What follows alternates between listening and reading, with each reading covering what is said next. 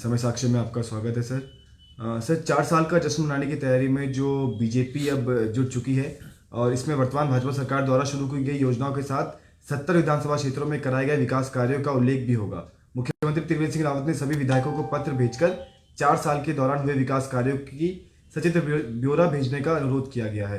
तो इस पे कांग्रेस की क्या प्रतिक्रिया रहने वाली है, साथ ही आज़ाद अली की क्या प्रतिक्रिया रहने वाली है? ये डबल इंजन की सरकार में महंगाई, बेरोजगारी, परिस्थितियाँ डबल खराब हुई हैं, जो कि सुधार होना चाहिए था। और बात करें हम देहरादून के अपने विधानसभा सहसपुर विधायक की, तो सहसपुर विधायक 18 तारीख को जो जश्न करने वाली है भाजपा, उसमें क्या दिखाएगा?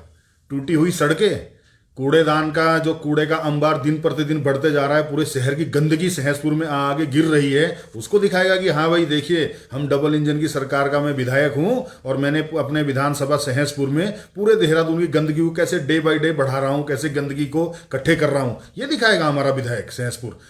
सेलाकुई की स्थिति कितनी खराब है, अभी वहाँ पर वोटर कार्ड नहीं बन पा रहे हैं, आधार कार्ड नहीं बन पा रहे हैं, क्योंकि उसमें एक ग्राम प्रधान या पंचायत सेक्रेटरी, इन लोगों की संतुष्टि के लिए उनकी स्टैंप लगती है, मोहर लगती है, लेकिन वहाँ स्थिति खराब है। तो ये दिखाएगा वो कि हमने अपने विधानसभा में एक अच्छी खासी ग्राम सभा को डिस्टर्ब करके, आज ना वो नगर पालिका है ना वो ग्राम सभा है, और वहाँ की जो आमजन है उनकी स्थिति बद से बदतर हो चुकी है, वो जिस तरीके से परेशान है, ये दिखाएगा ये विधायक। या ये कहिए टूटी हुई सड़कें दिखाएगा, जो पूरे विधानसभा सहसपुर में टूटी फूटी पड़ी हैं। हाँ, अभी कुछ दिन पहले जो विधायक ने कुछ जगह फीते वीते काटे थे, उन फीतों को दिखाएगा, लेकिन उनकी सच्चाई को भी देखे।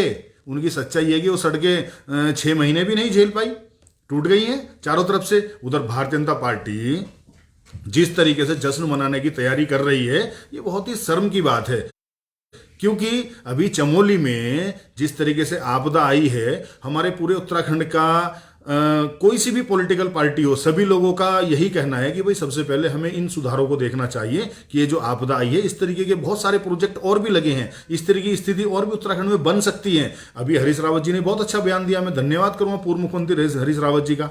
उन्होंने कहा कि भाई इन पे जितने भी पावर प्रोजेक्ट चल रहे हैं, इन पे ऑडिट होना चाहिए, इनका ऑडिट कर इनमें ये देखना चाहिए किसी में कोई खामियां तो नहीं है। तो सरकार को इन पर ध्यान देने की बजाय अपना जश्न मनाने की जो तैयारी कर रही है, मैं कहूंगा कहीं ना कहीं वाकई में शर्मनाक है, और मैं इसका विरोध ही करूंगा। और इसमें एक बात और सुनने में आ रही है, जो बहुत ही भारतीय जनता पार्टी अपनी जो उनकी रीति नीति है, तथाकथित जिस तरीके से ये लोग अपने आप को प्रस्तुत करते आ रहे हैं देशवासियों के सामने, वही काम ये फिर यहां भी दोहरा रहे हैं।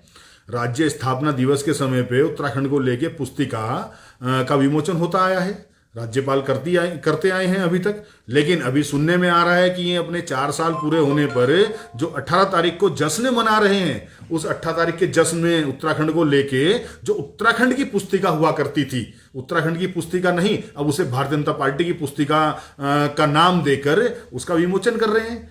अब जो भी देशवासी, राज्यवासी, मेरे क्षेत्रवासी मेरे इस कथन को सुन रहे हैं, वो स्वयं फैसला लें कि मैं गलत कह रहा हूं कि सही कह रहा हूं।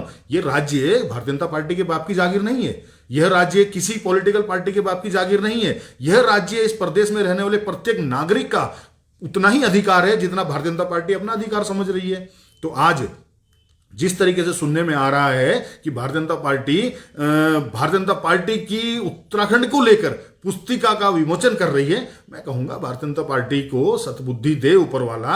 हालात उत्तराखंड के बद से बदतर हैं, देश के हालात बद से बदतर हैं, बेरोजगारी का आलम बढ़ते जा रहा है। अभी एक आम नागरिक जिस तरीके से परेशान है, उन सुख सुविधाओं को उन सुख सुविधाओं पे ध्यान ना देते हुए जिस तरीके से भारतीय जनता पार्टी सिर्फ और सिर्फ अपने आप को चमकाने के लिए और अपने आप को सत्ता में बनाए रखने के लिए जोर दे रही है, मैं कहूँगा कहीं ना कहीं ये बहुत ही निंदनीय है। अच्छा, सहसपुर विधानसभा से आप आते हैं और मुख्यमंत्री ने 70 विधानसभाओं की जो विकास कार्य हुई है उसकी पृष्ठभूमि मांगी है, तो सहसपुर विधानसभा के विकास कार्यों के बारे में आप कुछ बताएं। मैं कह तो चुका हूं कि सहसपुर विधायक जो है वो क्या कूड़ा घर दिखाएगा कि मैं पूरे शहर के कूड़े को यहाँ पे आमंत्रित कर करके रोज इसके चट्टान बनाए जा रहा हूं। देखिए, ये बहुत गंभीर विषय है। कोई भी मैं मान जाऊंगा भारतीय जनता पार्टी को, मैं मान जाऊंगा त्रिवेंद्र सिंह रावत जी को, मैं मुख्यमंत्री से निवेदन करना चाहता हूं आपके चैनल से कि वाकई में अगर ये इतना अच्छा कार्य है, ये कूड़ा घर वाला, डोईवाला विधानसभा में इसको यहाँ से बदलकर वहां पर स्थापित कर दें। नहीं हो सकता ना? या किसी और अपने विधायक को, मदन कौशिक जी को बोले, इनके शहरी मंत्री हैं, ठीक है भाई, आपके डिपार्टमेंट का मामला है, आपके विभाग का मामला है, आप इसे अपनी विधानसभा में स्थानांतरित करा दीजिए। नहीं हो सकता ना? तो क्या ये सबसे नालायक, सबसे नाकारा विधायक सहसपुर ही विधायक है? ये सहसपुर की जनता का क्या दोष है इसमें कि उन्होंने उसको विधायक बना दिया चुनकर? इसका मतलब ये थोड़े कि वो विधायक बिल्कुल हाथ पे हाथ रखकर बैठ जाए और दिन प्रतिदिन यहाँ की स्थिति है बद से बदतर होती चले जाए।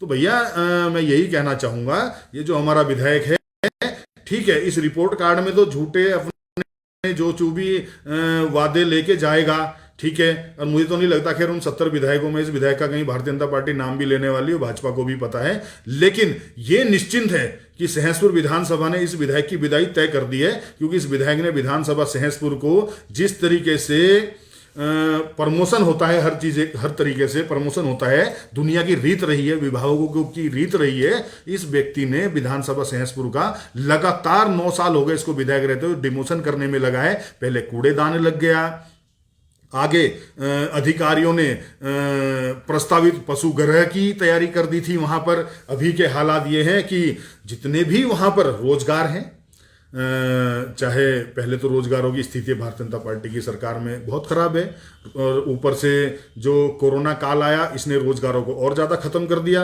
लेकिन जो छोटा मोटा हमारे यहाँ सेला कुए के रोजगार का स्कोप था भी वहाँ पर, विधायक ने उनमें भी सिर्फ इंडस्ट्री वालों से दोस्ती कर कर, अपनी साठ गांठ कर कर, उनकी मनमानी करने पर उनको खुली छूट दे रखी है। तो बड़ी शर्मनाक बात है। हम बात करें सहसपुर विधानसभा क्षेत्र के प्रशासन की, वो प्रशासन चाहे पुलिस प्रशासन हो, थाना सेलाकुई हो, या कोई सा भी थाना हो, पुलिस प्रशासन जो है वहाँ पर मनमानी करता है। वहाँ पर कोई जनप्रतिनिधि जैसे होता है कि ठीक है भाई फलाना जनप्रतिनिधि है, या वो जनप्रतिनिधि को हम बता देंगे कोई वो होगा, लेकिन नहीं, वहाँ पर क्षेत्रीय प्रशासन गुंडागर्दी करता है। वहाँ पे क्राइम दिन प्रतिदिन बढ़ते जा रहा है, नशाखोरी वहाँ पर सेलाकुई की स्थिति आज देखें नशे की, तो नशे के हालात इस कदर खराब है कि वहाँ पर आपको रोडों पे खड़े मिल जाएंगे शाम को नशेड़ी। लेकिन वहाँ की जो पुलिस है वो अपनी हिस्सेदारी की वजह से मदमस्त है। अच्छा। उनकी हिस्सेदारी उन्हें मिल रही है। तो इसका दोषी कौन है? सरकार है। इसका दोषी कौन है? क्षेत्रीय विधायक है। इसका दोषी कौन है कि वहां पर अवैध खनन लगातार चल रहा है? इसका दोषी विधायक है, क्योंकि इन लोगों को और वहां की सेलाकुई की जो पुलिस है, इनको सिर्फ और सिर्फ अपनी हिस्सेदारियों से मतलब है, ना कि क्षेत्र के किसी भी रख रखाव से या किसी तरीके की जिम्मेदारी से कोई मतलब होगा। अच्छा, सहसपुर विधानसभा से कांग्रेस के मुख्य दावेदार अभी आजाद अली ही माने जा रहे हैं, और कुछ दिन पहले अभी हरीश रावत ने भी संकेत दे दिए हैं। तो क्या आजाद अली अगर सहसपुर से विधायक बनते हैं तो क्या आपने पहले से प्लान कर रखा है कि जो भी आपने समस्याएं भी गिनवाई उनका निस्तारण कर सकेंगे? क्या आपके पास मान लीजिए कि क्या उन समस्याओं का डीपीआरओ तैयार है? देखिए भाई, कोई भी जनप्रतिनिधि हो, विधायक तो एक वाकई में बहुत कुछ कर सकता है जब करना चाहे, अगर काबिल हो। कोई नाकाराई हो, नाकाबिली हो तो अलग बात है, अगर कोई वाकई में करने वाला हो बहुत कुछ कर सकता है। विधायक की तो आप छोड़िए, एक ग्राम पंचायत सदस्य भी जब चुनकर आता है या वो उस फील्ड में आता है तो उसके पास एक योजना होती है, एक पॉलिसी होती है। वो चाहता है कि उसको किस तरीके से अपने क्षेत्र का विकास करना है, अपने वार्ड का विकास करना है, किस तरीके से उसको, उसकी क्या क्या पॉलिसी है। तो ये दुर्भाग्य हमारी क्षेत्र की भोली भाली पछवादून की, सहसपुर की जनता का ही कहूँगा, सहसपुर विधानसभा का ही दुर्भाग्य कहूँगा कि ऐसा विधायक हमें मिला है जिसकी ना कोई पॉलिसी है, ना कोई उसके पास ऐसा रोड मैप है, ना उसने आज तक कोई ऐसी पॉलिसी को लेकर क्षेत्र में या विधानसभा में किसी को बताया मैं क्या करने वाला हूँ। वो सिर्फ और सिर्फ राम भरोसे चल रहा है। वैसे तो पूरी भारतीय जनता पार्टी की सरकार ही राम भरोसे चलती आ रही है भैया, सभी को पता है। अब राम भरोसे ना चलती तो यहाँ ना पहुँचते, लेकिन यह विधायक तो टोटल ही राम भरोसे चल रहा है। लेकिन इनके ही प्रदेश अध्यक्ष कुछ दिन पहले कह चुके हैं कि भैया मोदी जी के नाम पर अब जीतने वाले नहीं हो आप लोग। तो उसको अपनी नीचे से खाट सरकती हुई नजर आ गई है हमारे विधायक को। और रही हुई सुनाव आने दो, हम बताएंगे कि इस विधायक ने और क्या क्या यहाँ पर उपलब्धियों की बजाय क्या क्या नाकामियां दी हैं, वो सब हम इसको नंगा करेंगे। समय आने दो, अभी समय साक्षी।